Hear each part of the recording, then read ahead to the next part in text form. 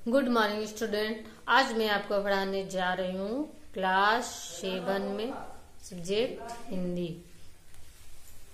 Chapter number 4, ऊर्जा संबंधी वार्तालाप। सभी जानते हैं कि मनुष्य को कार्य करने के लिए चलने फिरने, दौड़ने और खेलने के लिए ऊर्जा की आवश्यकता होती है। क्या तुम जानते हो मनुष्य को यह ऊर्जा कहाँ से प्राप्त होती है? ऊर्जा यानी कि ताकत। तो यहाँ पे जो बातचीत हो रही है उसी ताकत को लेकर के हो रही है। आखिर मनुष्य को ये ताकत, ये ऊर्जा, ये एनर्जी उसे कहाँ से मिलता है? इसमें एक लड़की है वर्षा, वो अपने टीचर से पूछती है, हाँ सर, ऊर्जा हमें भोजन से प्राप्त होती है जो हमारे शरीर को, तापक्रम को भी बनाए रखती है। तो हमें ऊर्जा यानी ताकत किससे मिलती है? भोजन यानी खाने से। फिर प्रिया बोलती है, सर, जब कोई खिलाड़ी, गायक या कोई वैज्ञानिक निरंतर कार्य करता है तो हम कहते हैं कि उनमें अधिक ऊर्जा विद्यमान है। सर बोलते, सही है प्रिया, लगभग ऊर्जा तो अधिकांश मानव वर्ग में समान होती है, किंतु जिनमें कार्य करने की क्षमता अधिक होती है तो हम कहते हैं कि इनमें असाधारण ऊर्जा है। जो ज्यादा ताकत का काम करते हैं उनको ज्यादा ऊर्जा की आवश्यकता होती है, इसलिए उनका भोजन भी ज्यादा मात्रा में होता है। वर्षा, सर, क्या ऊर्जा का अर्थ उस युग से माना गया है जब मानव पत्थर की रगड़ से ऊष्मा और प्रकाश उत्पन्न करते हैं? वर्षा पूछती है कि जो हम ऊर्जा मानते हैं कि खाने पीने से मिलता है, क्या हमारे पुराने समय से भी ऐसा माना जा रहा है? सर बोलते हैं, हाँ विर्सा, ऊर्जा का अर्थ पाषाण युग से ही ज्ञात माना गया है, जो उसे सुखाकर ईंधन के रूप में उपयोग में लाते थे। प्रिया, सर, विभिन्न रेलगाड़ियों और मोटर गाड़ियों के इंजन के लिए यह शक्ति उन्हें कोयला और पेट्रोल से प्राप्त होती है। जो रेलगाड़ी और मोटर गाड़ी है उनको ऊर्जा किससे मिलती है? कोयला या पेट्रोल से। पहले का जो ट्रेन रेलगाड़ियां थी वो कोयले से चलती थी, अभी तो बिजली से चलती है, लेकिन पहले उसको ऊर्जा कोयले से मिलती थी। हमारी जो गाड़ियां हैं पेट्रोल से और डीजल से चलती है। सर, ऊर्जा प्राप्ति के लिए हमें कोयला और पेट्रोल कैसे प्राप्त होता है? प्रिया, पेट्रोल और कोयले को जीवाश्म ईंधन कहते हैं। ये जीवाश्म ईंधन उन पेड़ पौधों के अवशेष है जो आज से करोड़ों वर्ष पहले जल या थल के किसी विनाशकारी भूकंप या समुद्री महाचक्रवात के शिकार हुए थे। पेड़ पौधे या बड़े बड़े विशाल वृक्ष दल में धंसने से और चट्टानों आदि के अत्यधिक दबाव के कारण पत्थर जैसे बन जाते हैं, इनको ही कोयला कहते हैं। तो बच्चों, कोयला कैसे बनता है? वर्षों पहले कभी जब भूकंप हुआ होगा या फिर कोई प्राकृतिक आपदा हुई थी, उस समय जो पेड़ पौधे थे वे जमीन के नीचे धंस गए और वर्षों तक जमीन के नीचे धंसे होने के कारण वे धीरे धीरे दबते दबते वे कोयला बन गए। पेट्रोल उन जल जीवों के अवशेष है जो सृष्टि के आदि काल में महासागरों के तल में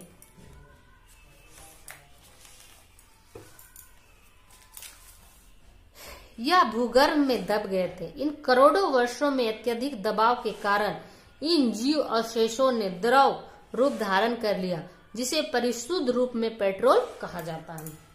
हमारा जो कोयला है वो पेड़ पौधों से बना।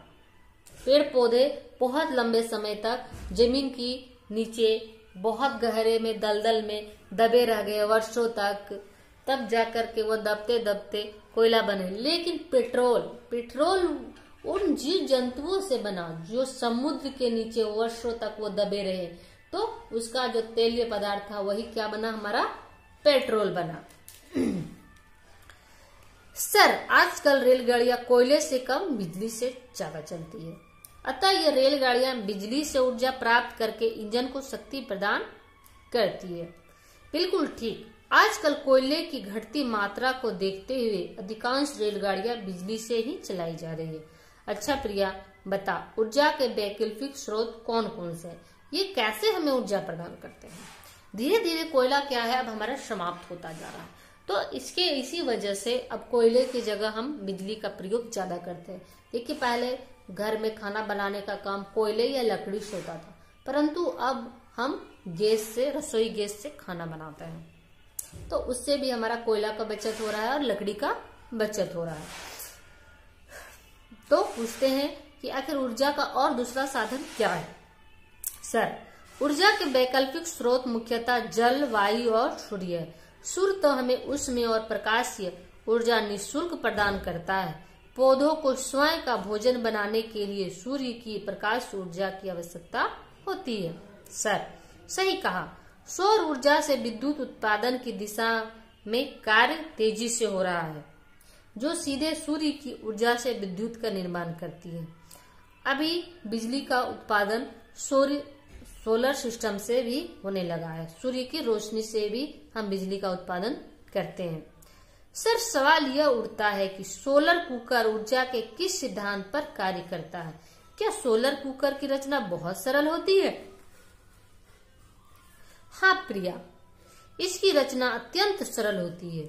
इसके ऊपरी भाग में काला तल होता है जो आने वाली संपूर्ण ऊष्मा अवशोषित कर लेता है। उसमें साधारण कांच की पट्टी होती है जो संपूर्ण विकिरण का परागमन करती है। कुकर के ऊपर ढक्कन वाले भाग में दर्पण लगा होता है और कार्य तीव्रता से होता है। सर, पौधे भी तो सूर्य के प्रकाश में अपना भोजन निर्माण करते हैं। हाँ वर्षा, इसमें प्रकाश संश्लेषण की क्रिया कहते हैं, जिसके द्वारा ये अपना भोजन बनाते हैं। विभिन्न जीव जंतु पौधों को भोजन के रूप में ग्रहण करके ऊर्जा प्राप्त करते हैं। इन्हीं पेड़ पौधों से सब्जियां और अनाज उत्पन्न होता है, जिन्हें ग्रहण कर मानव ऊर्जा प्राप्त करता है। अब हम चर्चा को जारी रखते हुए पवन ऊर्जा को ऊर्जा के स्रोत के रूप में समझेंगे। प्रिया, पवन ऊर्जा का क्या कार्य है? हम ऊपर पढ़े सौर ऊर्जा के बारे में। अब हमको जानना है कि पवन ऊर्जा, आखिर पवन यानी हवा हमें ऊर्जा कैसे प्रदान करता है। सर, पवन भी ऊर्जा का ऐसा स्रोत है जो निःशुल्क ऊर्जा देता है। सौर ऊर्जा और पवन ऊर्जा निःशुल्क, इसके प्राप्ति के लिए हमें पैसे की आवश्यकता नहीं होती तथा वातावरण को प्रदूषित नहीं करता। पवन चक्की पवन ऊर्जा पर ही आधारित है। प्रिया, पवन चक्की क्या है? इसका उपयोग बता सकती हो? सर पूछते हैं कि पवन चक्की क्या है, तुम इसके बारे में बता सकती हो? हाँ सर, क्यों नहीं। पवन चक्की कागज की फिरकी के समान है।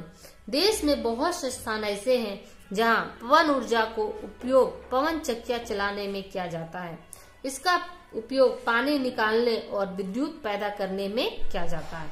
वर्षा, तुम इस विषय में कुछ कहोगी? तो बच्चों, पवन ऊर्जा के बारे में हम सौर ऊर्जा के बारे में हम पढ़ चुके हैं। हम आगे पवन ऊर्जा के बारे में अगले क्लास में पढ़ेंगे। तो इसे आप अपने कॉपी में नोट करेंगे और साथ ही साथ उसे आप रीडिंग भी करेंगे। Thank you.